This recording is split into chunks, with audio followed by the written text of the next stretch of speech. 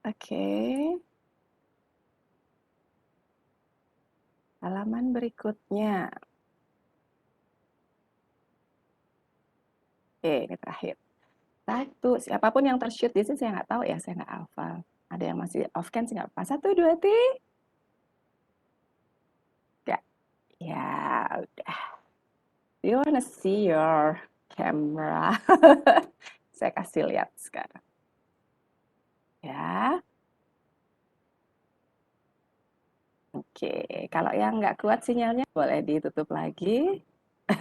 Iya, nggak apa-apa. Ini buat senang-senangan aja kok. Saya suka jahit. Oke ya, saya record dulu. Oke. Nah, hari ini kita akan sedikit bukan diskusi ya, sharing karena saya sendiri kita sendiri di farmasi selama ini belum pernah praktikum parasitologi gitu. Walaupun saya waktu kuliah sih iya dapat praktikum parasitologi, tapi karena di sini labnya tidak memungkinkan, jadi sebenarnya kakak kelas kalian juga nggak ada yang pernah dapat praktikum parasitologi gitu. Nah, hari ini saya akan coba untuk memberi gambaran apa sih yang biasanya dilakukan di lab parasitologi. Kemudian ini kan sama saya berapa kali? 3 kali ya? Ya, sekarang yang pertama, nanti 2 minggu berikutnya teman-teman ini yang presentasi ya. Oke ya. Presentasi gimana caranya lah supaya kita engage di dalam sini gitu ya. Nah, saya coba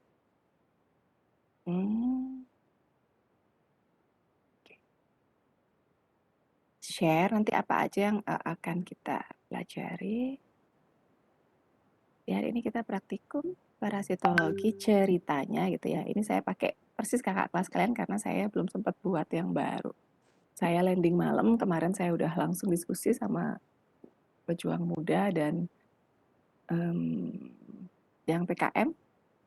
Mungkin kalian juga sama gitu, sudah mulai bikin PKM. Nah, ini nih yang tadi kelihatan. Nanti saya kirimin ininya deh, kartinya. Kalau ada yang nggak tershoot, saya minta maaf. Senang ya, pagi-pagi udah bisa senyum ya. Oke.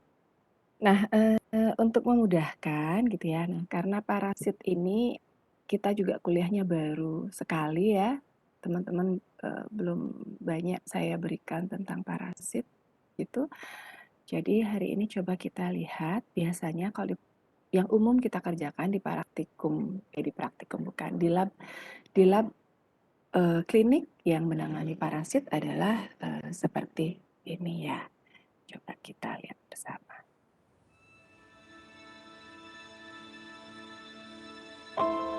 Kedengeran nggak? Jangan kedengeran ya. Ya. Dengar Ibu.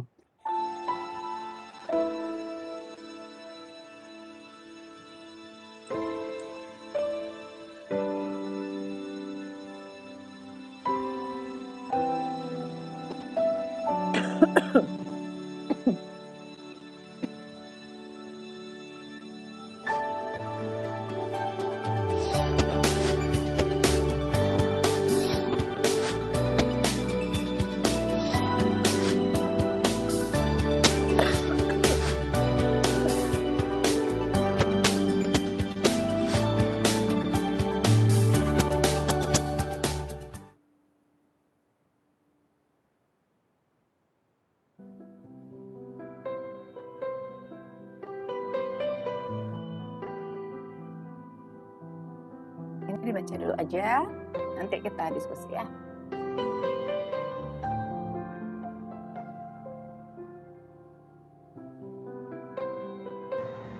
The materials that we need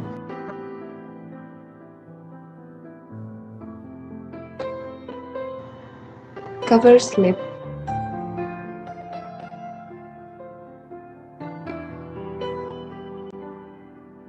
clean slides,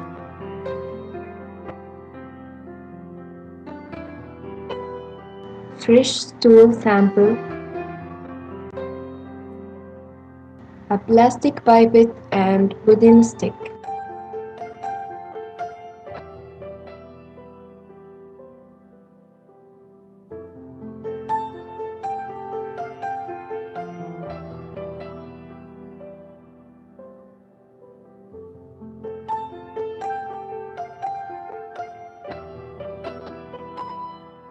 First, we take a microscope slide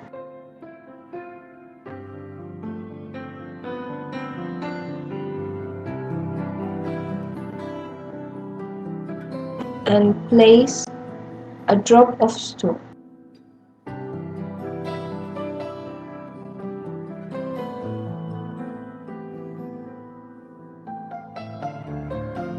And because the sample is liquid, we don't need to add an iodine solution or normal saline.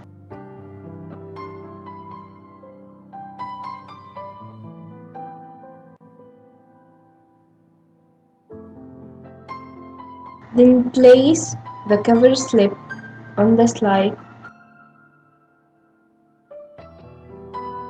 and avoid air bubbles.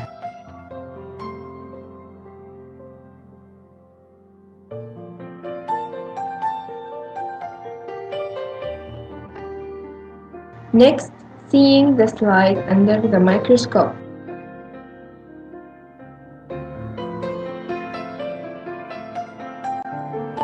To see egg and larva, use power 10. And use power 40 to see protozoa, cyst, and trophozoite.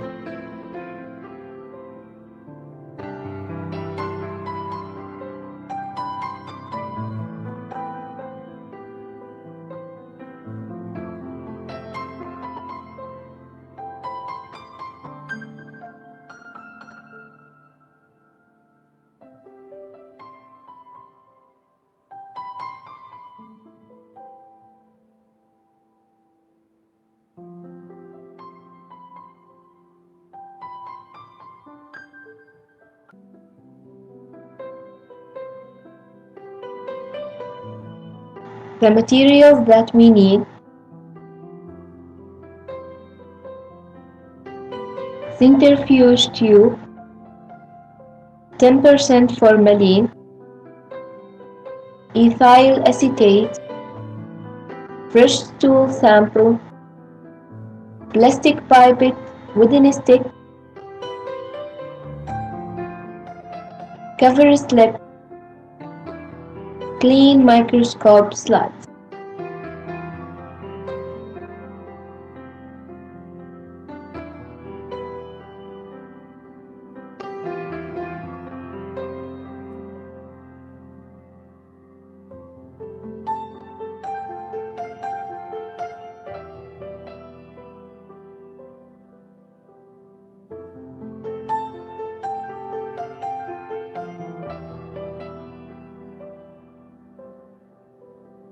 Take the centrifuge tube. Remember to label it.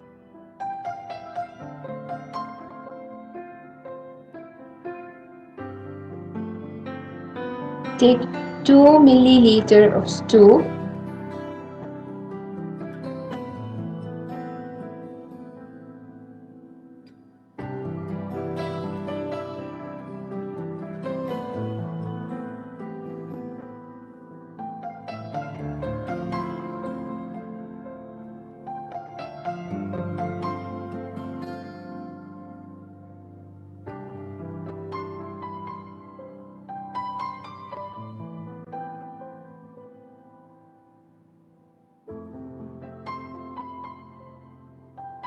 Then fill the tube to 7 milliliters with 10% of formalin.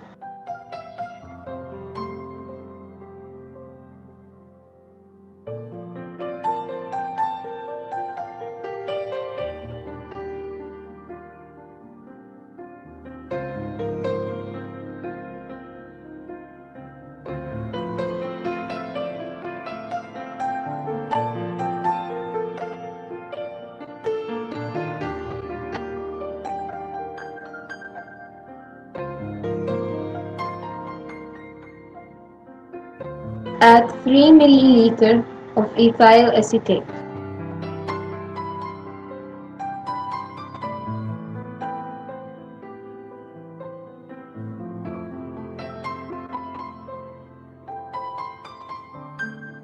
Close the tube. mix it well.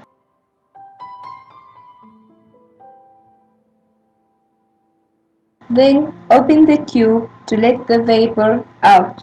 Then close it quickly and mix it again.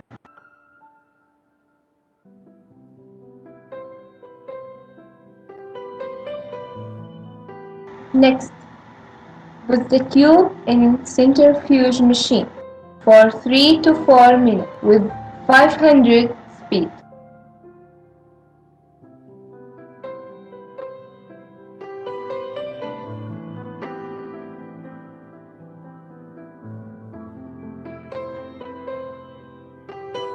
We should place another tube to add balance.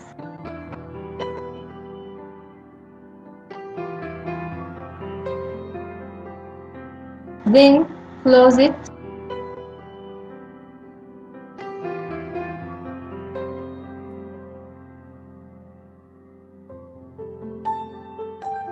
Click Start.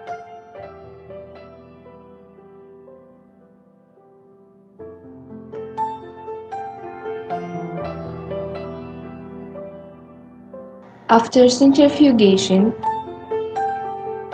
you can see a block of fatty debris on the top of the tube.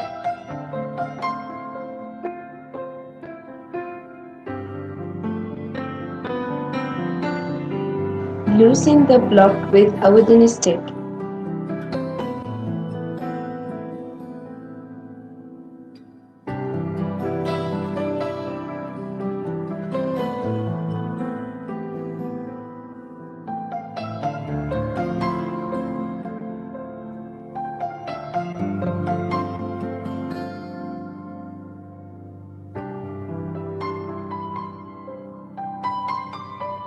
Then, invert the tube quickly to discard the supernatant.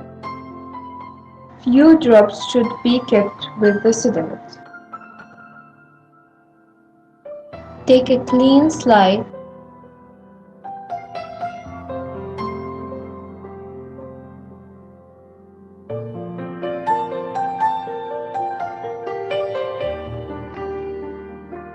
add a drop of normal saline.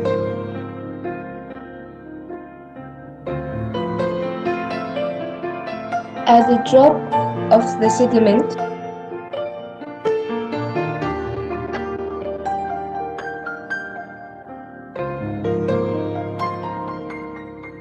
Then mix it well with a wooden stick.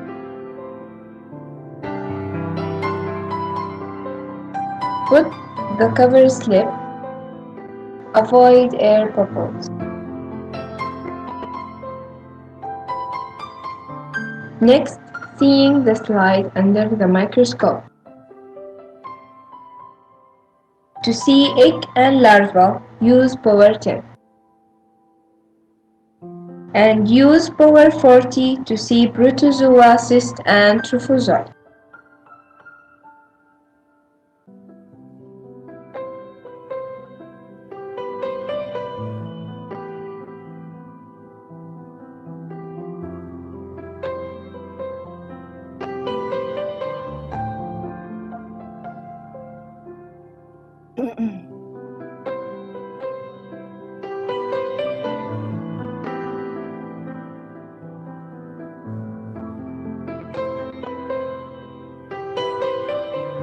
The materials that we need: graduated centrifuge tube, zinc sulfate solution, fresh stool sample, plastic pipette,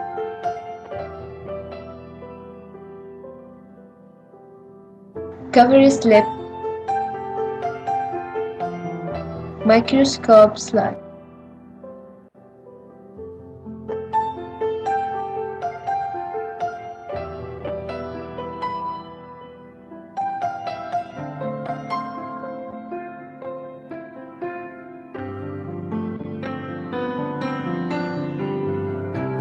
Take the centrifuge tube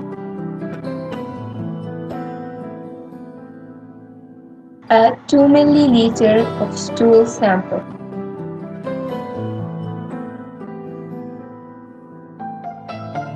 Then fill the tube with zinc sulfate solution into 10 milliliters.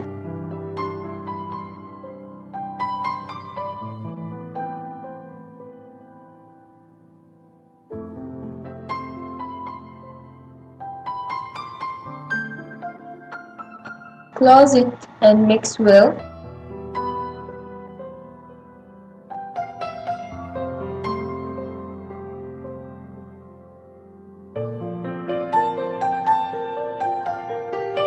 Next, put the tube in the centrifuge machine for 2 minutes at high speed.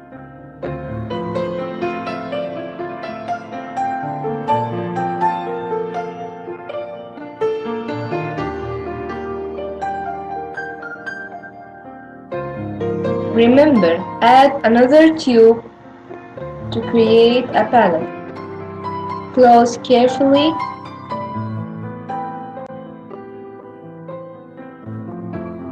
Click Start.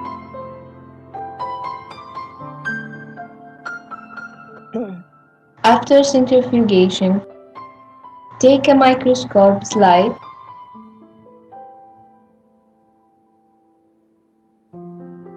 using a plastic pipette. Remove sample from solution surface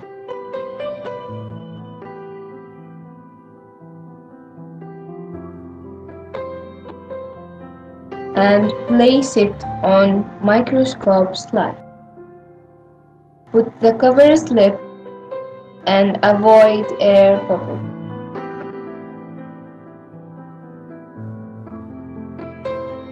Next, seeing the slide under the microscope. To see egg and larva, use power 10.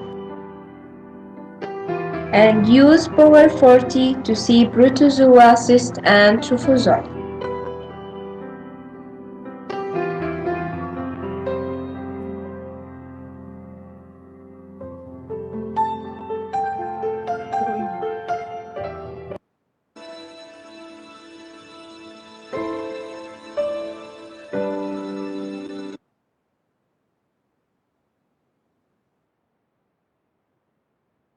Oke, walaupun itu pakai bahasa Inggris, saya harap teman-teman mahasiswa ini bisa paham sedikit demi sedikit ya. Nah, di antara semua alat itu yang belum pernah kalian kenal yang mana?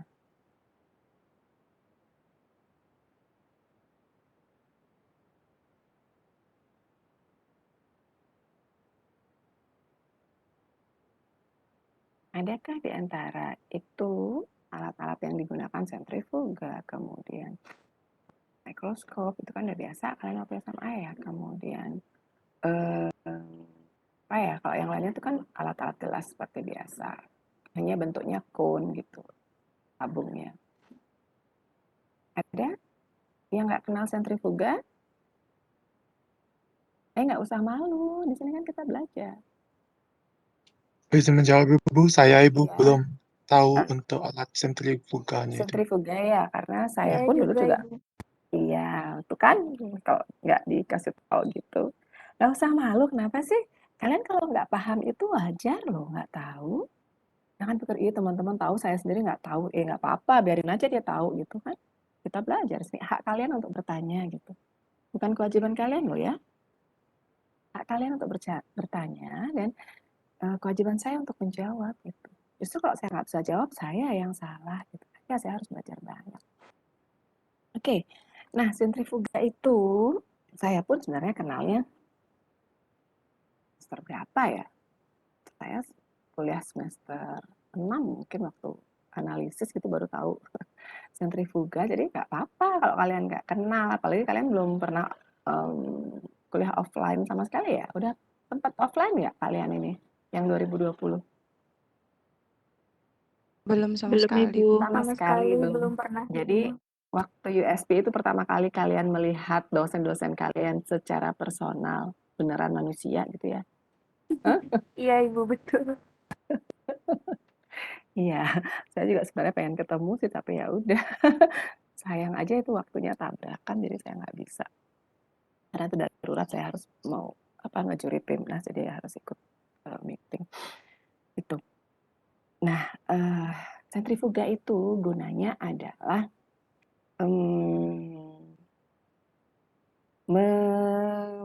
menghomogenasi larutan-larutan yang kita campurkan. Kenapa namanya sentrifuga gitu? Karena dia bergeraknya sentrifugal. Kalian mungkin waktu tahu gerak sentrifuga itu di mana? Di resep ya? Apa sih namanya praktikumnya? Farmasetika. Ya. Kalau apa sih? Apa sih namanya nih? Kalau menghomogenkan campuran obat pakai mortir, gerakannya kemana? Sentrifuga ya. Sentrifugal kan ya, ke dalam ya. Nah, alat sentrifuga ini membantu kita secara mekanik, bergeraknya juga sentrifuga. Kenapa harus sentrifuga? Sekarang saya tanya. Kenapa harus sentrifugal gerakannya? Satunya apa lagi kalau ke samping, apa namanya, sentripetal ya? Kenapa harus sentrifugal? Ada yang bisa bantu saya untuk mengingatkan teman-temannya?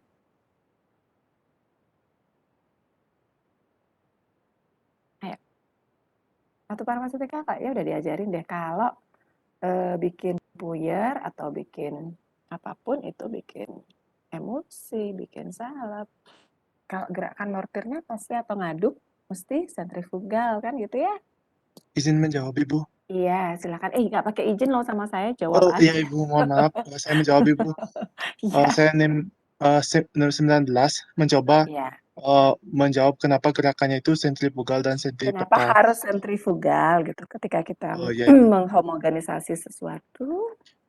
Jadi gerakan sentrifugal itu kalau menurut saya kenapa? Karena kita kan ketika menggerus harus sampelnya itu menyentuh dinding mortir sehingga tekanannya itu dapat membuat sampelnya itu semakin kecil ukurannya. Nah, selanjutnya kenapa sentripetal itu fungsinya untuk agar sampelnya itu terkumpul, Ibu. Serbuknya itu terkumpul di tengah. Mungkin seperti itu dulu, Ibu. Oke, terima kasih.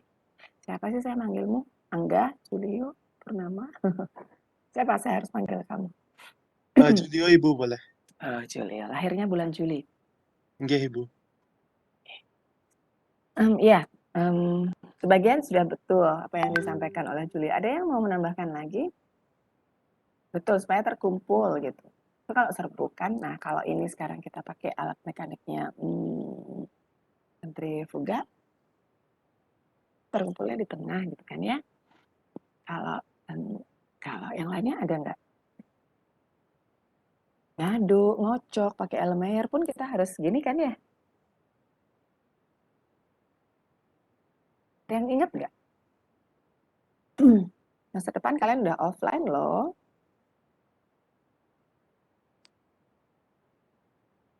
Ada nggak yang ingat? Nggak apa-apa, sharing-sharing aja. Seingatnya, kan saya udah tanya. Saya udah bilang, seingatnya. Di sini kita tempatnya belajar. Mau pendapatnya nggak lengkap, kurang tepat, ya nggak apa-apa, nggak usah malu kan belajar. Saya juga nggak selalu benar loh ya. Yuk, ada yang mau nambahin lagi nggak? Apa yang sudah sampaikan Julio tadi? Kayak teganannya benar gitu kalau dalam mortir, karena butuh serbuknya itu terkumpul di tengah. Dikit lagi. Ya, ada yang mau nambahin nggak?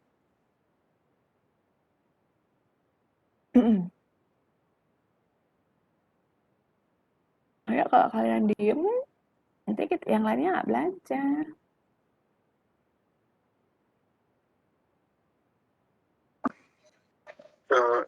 Saya NIM 13 mencoba menjawab, Bu. Iya. Yang pertama itu untuk gerakan sentrifugal ketika melakukan pengedukan puyer begitu. Menurut saya itu dilakukan secara sentrifugal agar yang pertama sudah dijelaskan itu agar serbuk itu terkumpul di tengah. Selanjutnya, kenapa harus dikumpulkan di tengah? Intinya jika suatu serbuk telah dikumpulkan di tengah, lebih mudah untuk dihaluskan karena tujuannya untuk menghaluskan atau menghomogenkan. Selanjutnya, jika sentrifugal ini pada aplikasinya pada alat sentrifugasi itu menurut saya dikarenakan adanya pengadukan baik itu di tengah dari revolvernya, dan revolver itu pun juga melingkar atau berotasi, itu intinya untuk mempercepat memisahkan suatu ekstrak gitu menurut saya. Jadi fase beratnya atau bagian padatnya akan berada di bawah, sedangkan fase airnya akan berada di atas, sehingga analit atau zat yang ingin kita cari itu sudah berada di fase airnya atau di atasnya. Itu untuk alat sentrifugasi. Itu menurut saya, Bu. Terima kasih. Ya, oke, terima kasih ya Ari Kusuma. Oke, ya, jadi itu dilengkapi oleh temanmu. Nah, kalau nggak ada yang jawab tadi, nggak lengkap pengetahuan kalian kan gitu ya. Jadi apa yang tadi sudah disampaikan oleh Julio, oleh Ari Kusuma itu udah benar. Jadi kalau dalam kalian menghomogenkan serbuk gitu, bikin puyer gitu ya, sama kenapa? Nah, satu lagi yang belum tersampaikan tadi adalah karena dengan sentrifugal gitu, energinya itu akan terkumpul ke dalam. Nah, itu sebabnya ketika dia terkumpul ke dalam, kalau kalian bikin serbuk, dia nggak akan berantakan gitu ya. Jadi karena kita bawa energinya ke dalam, jadi ke pusat lingkaran gitu, sehingga itu yang menyebabkan kalau kalian bikin puyer, dia mengumpul di dalam, homogenisasinya lebih mudah ya. Nah, kalau dalam alat sentrifuga ini sama betul seperti apa yang dikatakan oleh Ari Kusuma. Jadi karena dia energinya, ini kita ngomong energi ya, energinya dia terpusat ke dalam, jadi senyawa-senyawa dengan berat molekul yang besar itu akan terkumpul ke dasar tabung gitu. Kenapa? Karena dalam alat sentrifuga ini dasar gerakannya adalah gerakan gravitasi, gaya gravitasi. Jadi ketika energinya dibawa terpusat ke dalam gitu ya, energi gravitasi menariknya ke bawah, sehingga semua senyawa material yang berat molekulnya lebih berat jenisnya lebih besar dari larutannya, itu akan terkumpul di dasar tabung. Sehingga kalau kita mau ambil pelletnya akan lebih mudah gitu. Nanti ketika alatnya udah selesai berputarnya, kita tinggal buang airnya. Tadi kalian udah lihat ya, airnya dibuang, pelletnya di salah satu nih, kalau yang kita deteksi ada di cairannya, kalau tadi mungkin ada di cairannya ya, itu dikumpulkan, nanti itu lihat di bawah mikroskop. Tapi kalau dia ada di sedimen, kita mau lihat ada di sedimennya bisa diambil lagi. Atau kalau misalkan kita, kalau saya di molekuler gitu mau mengekstraksi DNA, kita akan lakukan itu berulang-ulang karena apa? Karena nanti DNA-nya kita harapkan terakhir baru ada di cairan gitu, ya. Jadi pada intinya adalah gerakan sentrifugal itu membawa material yang kita kerjakan itu ke arah pusat sehingga terkumpul dengan baik. Sehingga kalau kita ingin collect itu, kalau kita ingin mengumpulkannya akan lebih mudah. Akan berbeda kalau misalkan kita kalau kalian buat serbuknya kita muternya keluar tuh dia akan berantakan. Kenapa? Karena energinya menyebar keluar. Sentrifugal itu memang seperti itu. Ya. Jadi di situ. Nah, alat sentrifuga ini gunanya untuk mengkondensasi itu. Entah kita mau ambil supernatannya, entah kita mau ambil sedimennya, sama prinsipnya pekerjaan alat sentrifugal itu seperti itu ya. Memudahkan kita untuk memisahkan material-material yang terlalu itu supaya bisa mengendap dan kita ambil supernatannya, atau sebaliknya kita ambil sedimennya, supernatannya kita buang. Salah satu, tergantung dari pekerjaan apa yang kita lakukan. Tuh ya. Saya enggak. Nanti saya kirimkan file ini pada Korma. Kalian bisa dengerin pelan-pelan gitu, diulang-ulang ya videonya, karena nanti tugasnya ada di sana. Oke ya. Nanti kalian bikin kelompoknya berapa ya? Mungkin berlima, jadi ada 10 kelompok ya. Karena nanti tugasnya ada kurang lebih 5 saya siap. Sampai di sana udah paham ya? Jadi itu aja kan, yang lain-lainnya udah paham ya? Nanti untuk praktikum yang tugas kalian per kelompok nanti saya jelaskan. Sampai sana paham ya, bahwa alat sentrifuga itu gunanya itu. Kenapa kita harus pakai sentrifuga? Paham ya? Nah, nanti intinya praktikum ini adalah kita untuk mengidentifikasi apakah di dalam sampel yang dikirimkan pada kita itu ada protozoanya atau tidak. Gitu.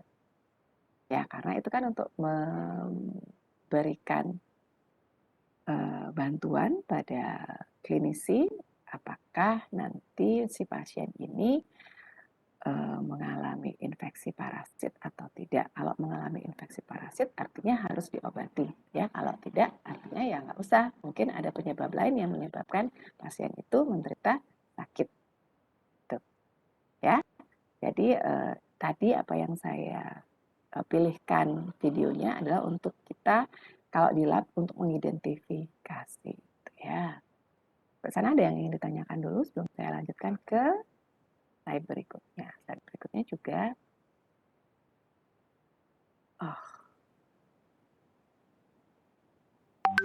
ya.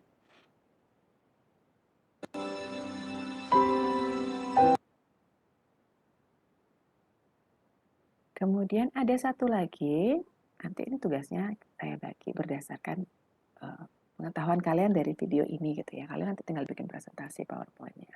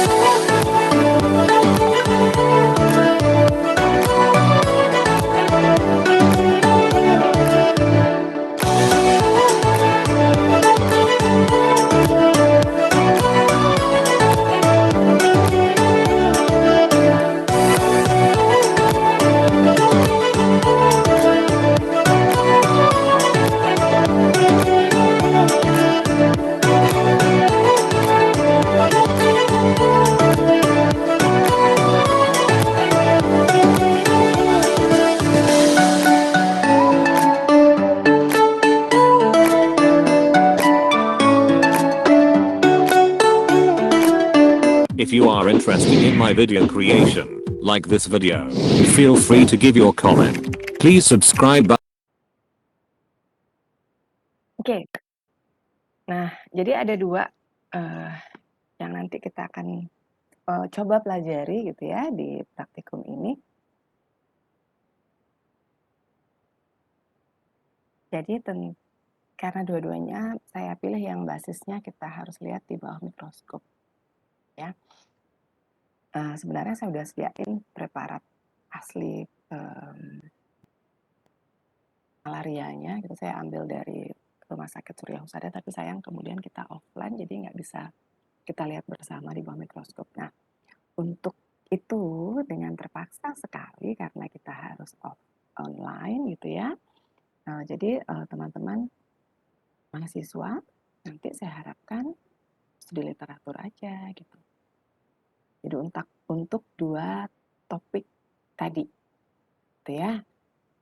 Jadi yang nanti dapat tugas plasmodium nanti mungkin kalau nemu gitu preparasi darahnya gimana, itu ditambahkan karena tadi kan saya nggak kasih detail ya, nggak dituliskan detail di video yang saya beri. Nanti kalian cari lagi, kemudian cari juga gambar mikroskopnya yang terbaik untuk tiap-tiap tugas yang kalian dapatkan. Jadi nanti kelas ini tolong dibagi 10 kelompok ya, 1 kelompok ada 5, ada 4 orang, terserah kalian milih kelompoknya, nggak harus berurutan absen, yang penting supaya saya nanti gampang menilainya, berikan pada saya daftar nama dan NIM kelompoknya. Tuh. Ya. Oke. Nah, apa yang nanti saya minta teman-teman kerjakan, jadi minggu depan kita mulai sharing satu dengan yang lain gitu ya. Oke.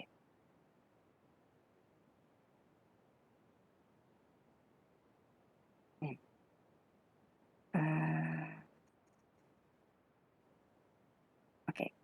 Jadi nanti ini kan kalian belum bikin kelompok ya. Nah, silakan bikin kelompok 1 sampai 10, beri nomor sendiri.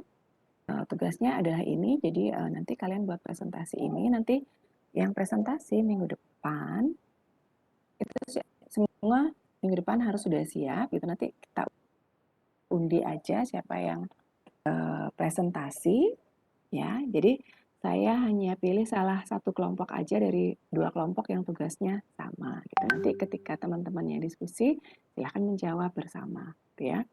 Jadi tadi itu saat kita nonton video yang pertama untuk deteksi apa tadi yang pertama?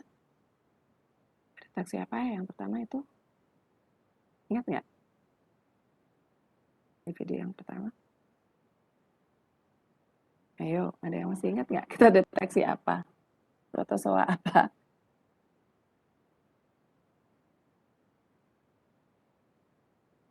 Kok sepi?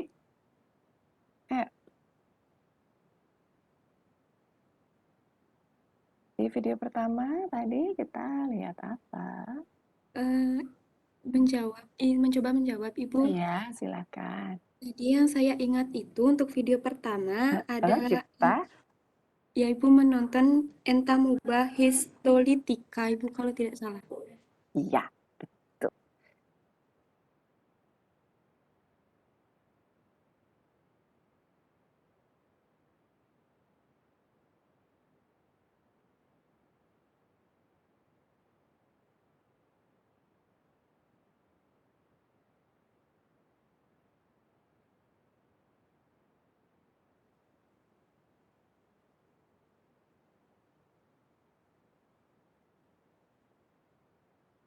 Kedengeran kah?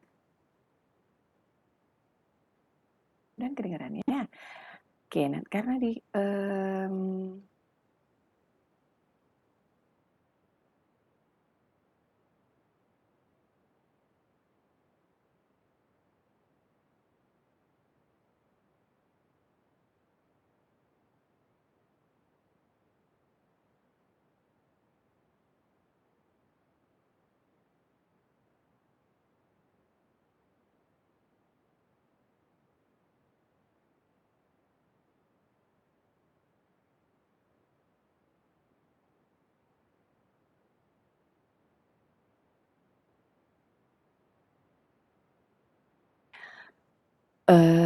entamoeba histolitikanya itu di bawah mikroskop gitu ya, dan kemudian nanti sampaikan juga perbesaran berapa yang digunakan karena gambar yang kalian dapat nanti tentu akan berbeda-beda.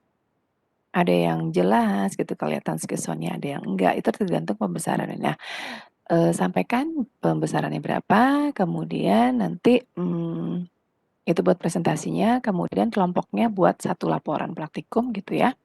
Sama seperti praktikum-praktikum yang lain, buat pendahuluan gitu ya, kemudian metode, dua itu alat dan bahan, kemudian prosedur kerjanya, kemudian yang keempat hasil dan pembahasannya gitu. Apa yang harus dibahas adalah dari tahapan pekerjaan pertama, kenapa pakai pelarut tersebut, kenapa menggunakan alat tersebut, spesifikasinya berapa gitu. Misalnya di sentrifugasi harus dengan rotation berapa gitu supaya nanti kita bisa dapatkan sedimentasi gitu ya.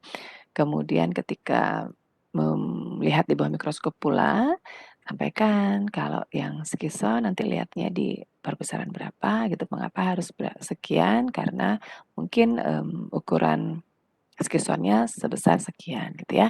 Jadi hal-hal teknis seperti itu dibahas, juga tentu hal-hal saintifiknya gitu. Kenapa harus ada skison yang tampak gitu.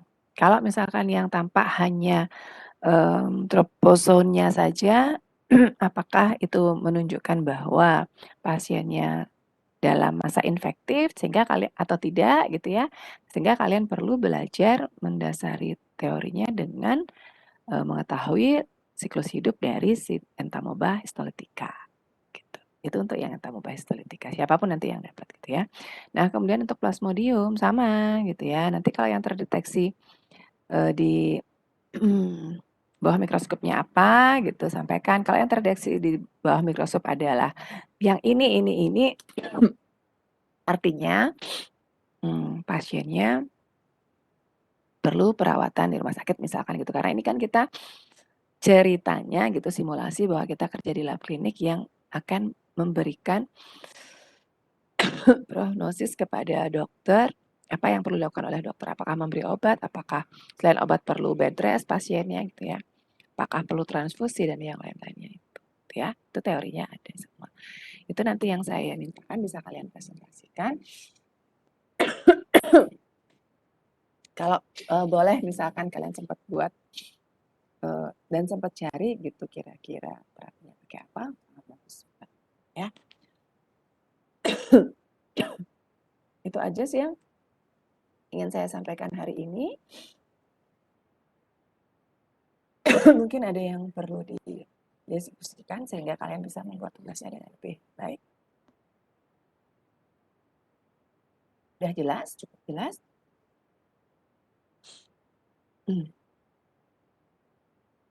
Gimana?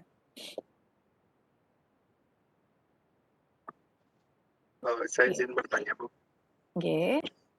Baik, jadi mengenai untuk aturan penulisannya bagaimana? Ya, mungkin bisa sedikit lebih jelaskan mungkin mengenai Aturan itu yang apa? Aturan itu yang apa maksudnya?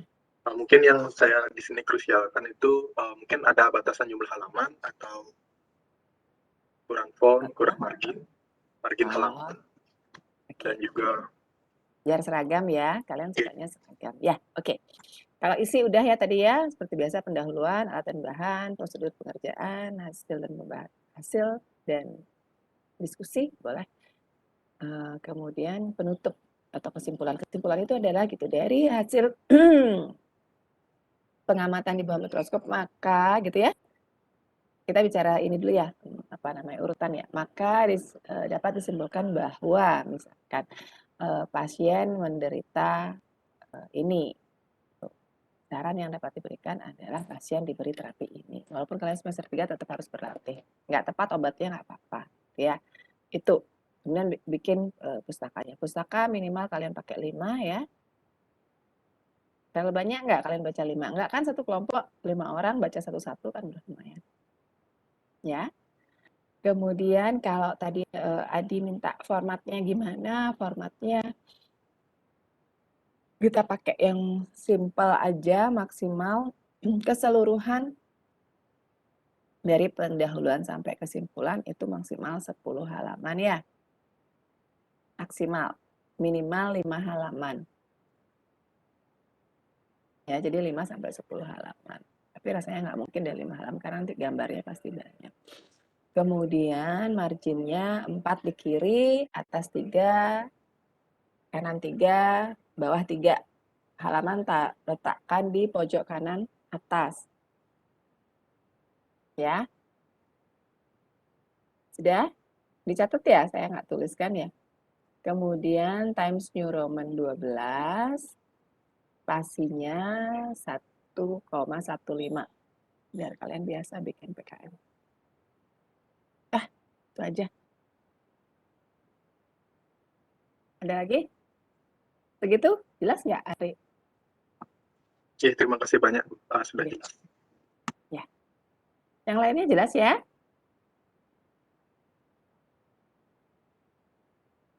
Oke, kalau diam saya anggap sudah jelas. Lainnya ada yang ingin ditanyakan selain yang masalah teknis tadi tentang misalkan prosedurnya atau presentasinya? Enggak ya, udah ahli ya semua kalau udah biasa presentasi terus. Izin bertanya lagi Bu, mohon Ya. maaf terlupa. Baik, untuk data itu jadi kami cari melalui pustaka sendiri-sendiri. Namun saya izin bertanya dan sebenarnya masih bingung. Jika kami menggunakan data yang berdasarkan dari percobaan seseorang di YouTube itu apakah masih dapat relevan? Maksudnya masih dapat dipercaya untuk digunakan sebagai data? Boleh. YouTube itu kan bukan untuk data ya. Kalian cari datanya tetap di textbook. YouTube tuh untuk kalian memperjelas aja tahapannya, misalkan gitu. Seperti video yang tadi saya sampaikan itu kan saya ambil di YouTube juga, itu kan hanya untuk kalian memudahkan membayangkannya gitu. Kalau baca aja kan susah ya. Nah, untuk gambar apapun itu ya ambil dari textbook. Ambillah kalian di perguruan tinggi yang ada memberikan parasitologi pasti ada gitu tentang entomologi histologi. Saya ambil yang umum aja supaya kalian gampang. Ya, Ari ya. Jadi ambil tetap kalau gambar-gambarnya ya di textbook. YouTube itu hanya untuk membantu kalian memahami dan membayangkan bagaimana itu dikerjakan gitu. Ya. Jadi bukan untuk pustaka loh ya. Pustakanya tetap textbook saya mintanya. Textbook atau artikel. Atau bahan kuliah dari perguruan tinggi lain. Banyak kok kalau yang gambar entomologi histolitika. Jadi nanti kalian cuma tinggal terangkan aja, oh morfologinya seperti ini. Nah, gitu gimana, Ari? Ini terima kasih Bu. Lebih susah, enggak kan? Izin memastikan lagi, misalkan saja Bu, ketika kami mencari jurnal dan jurnal itu hasilnya tidak sama dengan yang kita gunakan sampel yang kita gunakan saat praktikum ini, namun ada pada video YouTube. Apakah hasil dari video YouTube itu boleh kami gunakan gitu Bu? Oh, tidak. Baik, terima kasih. Ya, jadi tetap hasilnya kan saya kasih kesimpulannya adalah bahwa pasien ini terinfeksi Entamoeba histolytica, gitu aja. Ya, kesimpulannya sama semua seperti itu bahwa dia positif sehingga kalian harus tunjukkan mana-mana saja yang bisa kita pakai untuk mengidentifikasi dan menetapkan bahwa pasien itu nanti positif itu gitu. Ya, pilih gambarnya. Nanti banyak kok, nggak usah pakai itu. Jangan khawatir dengan nanti artikel yang sesuai, jangan dipakai artikel yang itu gitu. Cari artikel yang menetapkan bahwa pasiennya terinfeksi Entamoeba histolytica atau terinfeksi Plasmodium gitu. Ya, ini kan susahnya simulasi itu. Ya, jadi kita sepakat bahwa kita simpulkan bahwa pasiennya terinfeksi yang kelompok 1 sampai berapa itu tadi Entamoeba histolytica. Kalau yang kelompok yang lainnya bahwa pasiennya positif terinfeksi Plasmodium, entah vivax, entah ovale, entah apa gitu ya. Kesimpulannya itu. Sehingga disarankan apa gitu. Itu ya, saya nggak kasih tahapan kalau di malaria kan sebenarnya ada tahapan stage-nya gitu ya. Yang malaria stage 1, stage 2 nggak usah. kalian boleh apa namanya, ambil yang umum aja. Kalau seperti itu, memudahkan kalian nggak? Atau menyusahkan? Izin bertanya, Ibu. Iya. Jadi saya izin memastikan, berarti nanti untuk gambarnya itu boleh dipakai satu saja begitu, Bu, ya? Setiap Nggak boleh. kesempatan. Maksudnya gimana? Saya Iya, cepet banget jawab nggak boleh. tadi kan begini, Sorry. Bu. Nggih. Kalian Tadi kan pakai saya sedimentation nih misalkan, lihat di ya, mikroskop, ya itu terus hasilnya lengkap. satu, misalkan begitu, Bu. Nggak. Untuk identifikasi dan memastikan bahwa pasien itu lengkap, setidaknya kalian harus melihat 3 lapang pandang di mikroskop. Itu teorinya. Kalau bisa 5 lapang pandang lagi. Paham ya? Jadi di kelima lapang pandang itu harus ada parasit yang kalian temui. Baru bisa pastikan bahwa itu pasiennya positif. Jadi setidaknya ada 5 gambar. Kebayang nggak? Entamoeba histolytica itu dia ada siklus hidupnya gitu, dan semua siklus hidupnya itu ada di saluran cerna manusia. Gitu. Sehingga kalian harus temukan lengkap. Udah dapat farmakognosi belum kalian? Sudah, Ibu. Sudah, Ibu. Kalau farmakognosi gimana caranya kalian menetapkan bahwa oh ini tanamannya adalah misalkan nih Zingiber officinale. Apa yang harus ada?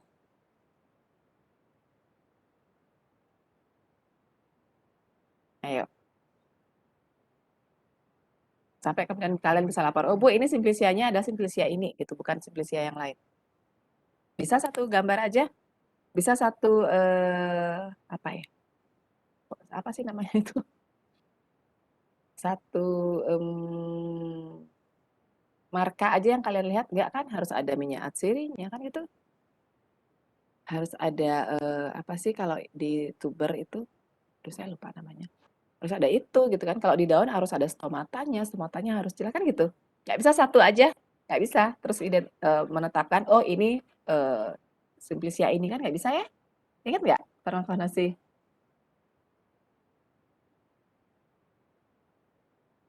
Kok diem. Semester berapa sih dapat farmakognosi?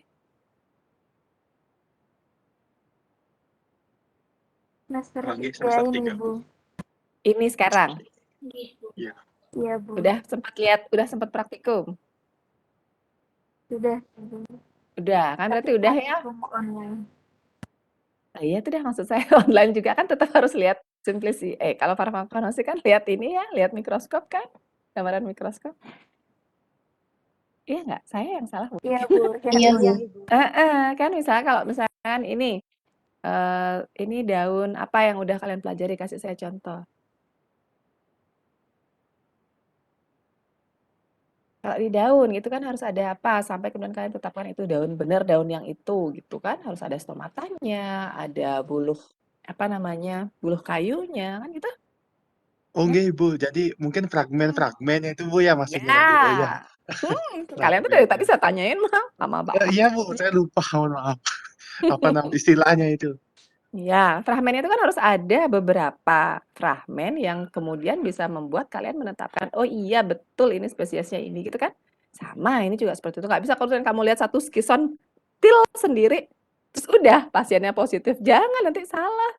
Siapa tahu kontaminasi kan nggak tahu. Gitu.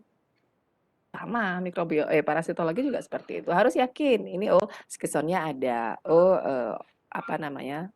Apa sih namanya ya?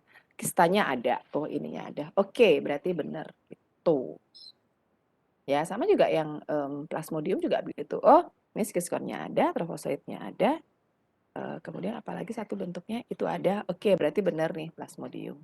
Berarti pasiennya malaria. Berarti harus bed rest, misalkan begitu. Kalau sudah sangat banyak, itu biasanya kita hitung jumlah kalau plasmodium, tapi sekarang kalian nggak usah deh hitung jumlah dulu. Karena sulit ngomongnya kalau online ya, kecuali kalian lihat saya. Itu hitung jumlah. Oh, kalau jumlah selnya sekian, oh berarti dia lagi aktif nih, harus obat gini. Oh, pasiennya harus bed rest. Oh, kalau yang ini nggak usah bed rest. Itu kerjaannya di lab. Gitu. Ya, tapi untuk yang sekarang nggak usah kayak gitu. Cuman kalian kesimpulannya bahwa pasien ini mengalami infeksi ini. Sehingga perlu diberi treatment ini. Dah, itu aja. Kesimpulannya nggak usah susah-susah. Oke ya? Jadi nggak usah pakai perumusan masalah gitu, nggak usah. Di latar belakang, di pendahuluannya ya. Pendahuluan aja menggambarkan bahwa apa ini hidup di mana gitu, nanti siklus hidupnya seperti apa gitu. Jadi nggak usah pakai rumusan masalah karena ini kita pura-puranya. Boleh kalau mau pakai rumusan masalah cuman gini aja, apakah pasien ini terinfeksi atau tidak gitu, boleh satu aja nanti jawabnya di kesimpulan ya satu gitu bahwa dia terinfeksi. Tapi kan wasting ya gitu karena kita udah sepakat kita akan simpulkan ini terinfeksi. Jadi nggak usah pakai rumusan masalah apa. Ya, paham nggak maksud saya? Saya terlalu cepat nggak jelasinnya? Kalian cepetan dong jawabnya. Mungkin Iya, paham, dari Bu. sana paham Ibu. Ih, jawab dong. Iya ya, jadi Eh, kayak gitu aja. Seminggu terlalu cepet, nggak kan? Minggu depan udah siap. Minggu depan hari apa? Nggak bisa Rabu, karena udah galungan. Hari gini juga sama mau? Boleh, Bu. Lah ya. Tapi nanti kasihan yang hari Selasa loh. Coba nanti yang hari Selasa tanya, lain ya ininya ya. Ya udah nanti saya diskusikan deh. Karena Selasa depan udah penampahan, terus Selasa depannya lagi saya udah berangkat ke Malang tuh. Nah, udahlah. Ya nasib baik kalian lah dapat hari Senin gitu. Kalau yang kelompok satunya, kalau hari Senin mereka ada praktikum yang lain ya? Ada, Bu. Golongan yang lain ada praktikum. Kasihan ya, gimana dong? Oke, ya udah nggak apa-apa. Gimana? Ya udah, oke ya. Berarti minggu depan ada 3 kelompok yang presentasi. Entah yang mana, saya nggak tahu. Nanti kita undi aja. Ya. Jadi siapkan itu aja. Nggak susah kok orang. Banyak banget entomologi histolytica sama plasmodium itu banyak banget pustakanya. Gambarnya juga udah banyak-banyak banget. Kalian tinggal pilih aja. Yang penting kalian tentu harus belajar siklus hidupnya gitu. Ya.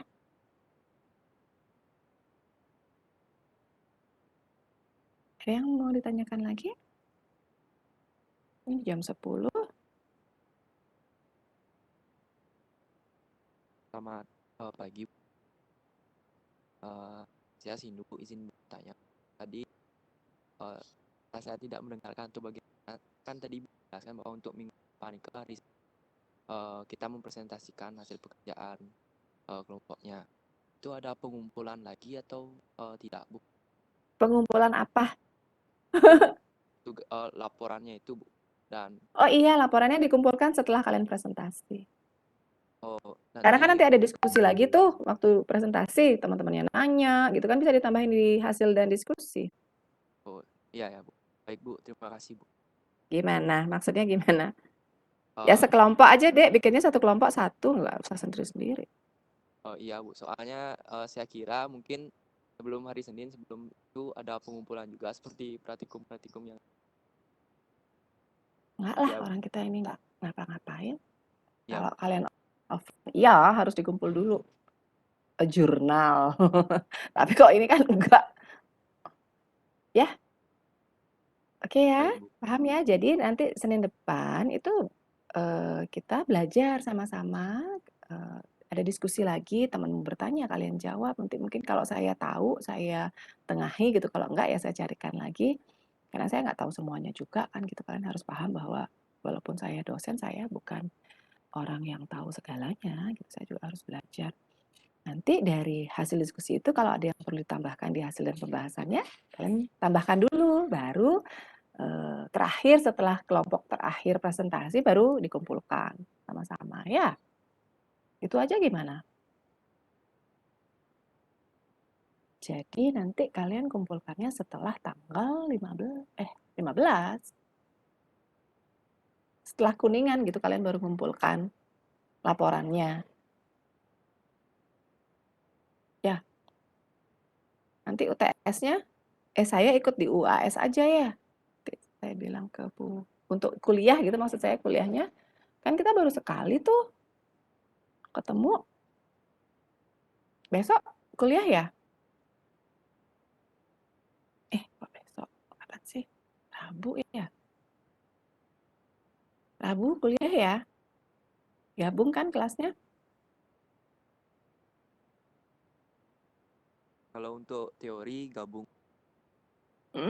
Hari Rebo kan jadwalnya ya?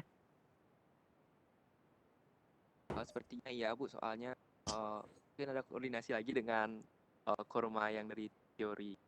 Iya. Itu coba sampaikan. Ini kan teman-temanmu juga, kalian kok susah banget sih kayaknya ngobrol satu sama yang lainnya. Rabu digabung, kalau bisa double aja deh. Sekalian saya selesaiin satu kali nerek gitu ya. Terus karena minggu depannya udah Galungan loh. Terus minggu depan lagi saya udah di Malang. Saya di Malang tuh sampai Kuningan. Nanti kalian nggak kuliah lagi, saya yang salah. Kalian agak capek-capek dikit, nanti boleh deh bawa camilan gitu sambil kuliah saya ya. Jadi dari jam berapa tuh jadwalnya? Jam 2. Ya, dari jam 2 sampai jam 5 aja gitu. 3 jam. Udah bosen deh kalian lihat saya tuh 3 jam. Ya. Jadi sekalian aja 2 materi saya selesaiin gitu. Jadi kalian selesai, Galungan udah bisa libur tenang gitu, saya juga aman ninggalin kalian. Terus nanti tinggal UTS aja. Soalnya dari saya paling cuma 10 biji. Nggak banyak karena cuma 3 kali pertemuan. Jadi gabung sama dosen yang lain. Oke ya? Kalian diam banget. Baik, Bu. Baik, Ibu mau bertanya, Bu? Iya. Gitu. Nanti kan Silakan. kertas presentasi itu yang presentasi itu hanya perwakilan saja apa seluruh anggotanya, Bu? Terserah kalian mah, Dek. Enaknya gimana? Kalau semua pengen bicara ya bicaralah gitu. Kalau enggak, nanti yang bicara nggak usah jawab gitu. Nanti yang jawab-jawab yang lainnya gitu. Diatur aja lah sendiri, yang penting nggak lama. Nanti satu kelompok presentasinya maksimal 15 menit. Jadi bikinlah slide PowerPoint-nya secukupnya.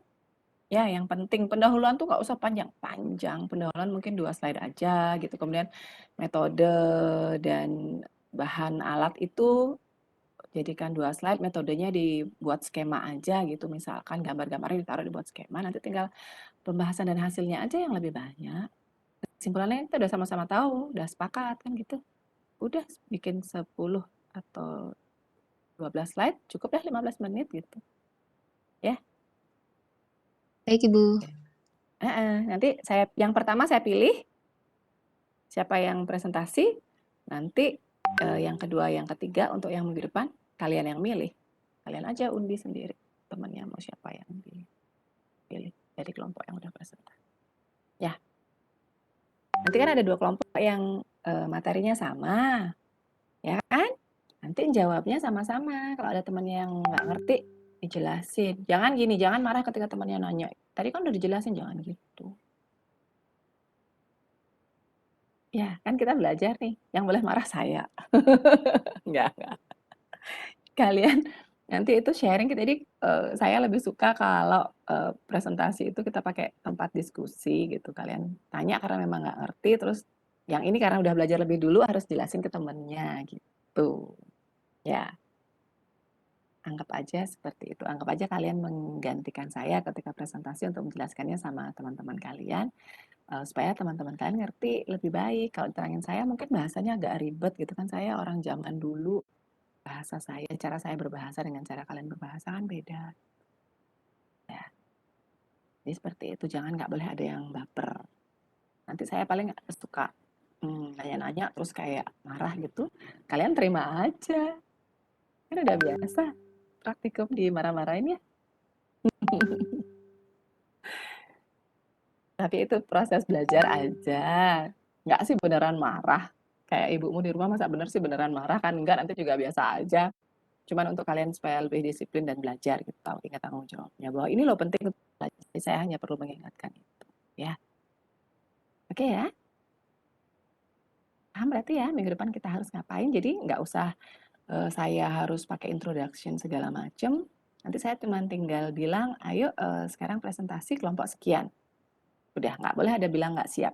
Harus siap semuanya. Oke ya? Nanti 15 menit, itu kan ada berapa? Ada berapa jam sih waktunya? Kalau praktikum? Sampai jam berapa ya harusnya praktikumnya? Siapa kormanya? Hari ini karena asistensi aja saya cepetin. Sampai 10.10 tetap enggak? Itu praktikumnya dari jam 8:30 sampai jam 11:30, Bu. Harusnya 11.30 ya. Hari ini kan saya sampai jam 10.10 aja nggak apa-apa ya. Kan cuma asisten. Nah, jadi kalau ini kok panjang banget sih 3 jam. Kalian bosen loh. Ya nggak apa-apa lah. Nanti presentasinya 15 menit, diskusinya 30 menit gitu ya. Cukup lah. Karena kalau presentasi terlalu panjang juga bosan. Ya, jadi 15 tambah 30 kan 45, 45 kali 3. Belum lagi nanti siap-siap gitu kan ya. 45 kali 3. Udah. Ya nggak sampai 11.30 lah. Lapar udah segitu. Ya. Oke ya, sampai ketemu minggu depan ya. Jadi disiapin dari sekarang, bikin kelompoknya, nggak usah berantem milih teman. Nggak usah rebutan milih teman. Cari teman yang bisa kalian ajak kerja sama. Siapapun jadi ketuanya nggak apa-apa. Sama aja nilainya, nggak harus ketuanya nanti lebih besar nilainya, kemudian atau yang presentasi nanti lebih besar nilainya, enggak. Jadi saya nilainya berdasarkan apa ya? Bukan hanya sekedar keaktifan kalian bertanya dan menjawab, tapi bagaimana kalian bisa berdiskusi dengan baik dengan teman. Ya. Ini sekalian saya ngelatih soft skills kalian. Kalian harus belajar untuk sabar, belajar untuk rendah hati gitu, walaupun tahu gitu. Karena kan tiap orang kemampuan untuk pemahamannya nggak sama. Ya. Dia harus sabar kalau ada temannya nanya-nanya. Terus yang nggak tahu juga nggak apa-apa, tanya-tanya aja terus, kan itu gunanya kalian ada di kelas ini. Bukan dosa besar gitu ketika kalian nggak tahu. Orang namanya nggak tahu. Ya, oke ya. Sampai di sini aja dulu kalau begitu. Mudah-mudahan kalian bisa cepat nyarinya dan segera menyusun presentasi dan laporan praktikumnya. Walaupun waktunya masih panjang, tetap harus dikerjakan supaya nanti nggak terburu-buru karena minggu depan kalian udah, kalau yang galungan udah sibuk bantu orang tua kalian di rumah. Ya, oke. Kalau nggak ada lagi pertanyaan, nggak ada pertanyaan lagi kan? Saya tuduh aja nggak ada pertanyaan. Ada pertanyaan lagi? Enggak ya? Tidak, Ibu. Belum, Ibu. Jangan belum, nanti kamu sudah selesai nanya. Oke. Hari ini sampai di sini dulu. Terima kasih Kak. Banyak kalian sudah berkenan mendengarkan dan menunggu saya terlambat masuk room. Sampai ketemu minggu depan. Sehat semua ya. I love you.